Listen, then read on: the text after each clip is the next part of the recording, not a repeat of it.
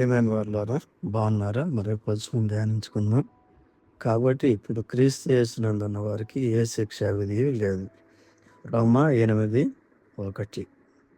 యేసుక్రీస్తునందున్న వారికి ఏ శిక్షా విధియు ఎందుకు లేదు? ఎందుకనగా శరీరమును అనుసరింపక ఆత్మను అనుసరించి నడుచుకుని మన యందు ధర్మశాస్త్ర సంబంధమైన నీతి విధి నెరవేర్చబడవలనని పాప పరిహారము నిమిత్తము దేవుడు తన సొంత కుమారుని పాప శరీరాకారంతో పంపి ఆయన శరీరమందు పాపములకు శిక్ష విధించాను. రోమా 8:3-4. కాబట్టి ఏ భూమి మీద మిగిలిన మన జీవితకాలం ఉంటే మనము మన శరీరమును అనుసరింపక ఆత్మను అనుసరించి నడుచుకోవాలి. దేవుడు మీ అందరిని దీవించి అలాగే సిద్ధపరచును గాక. ఆమేన్.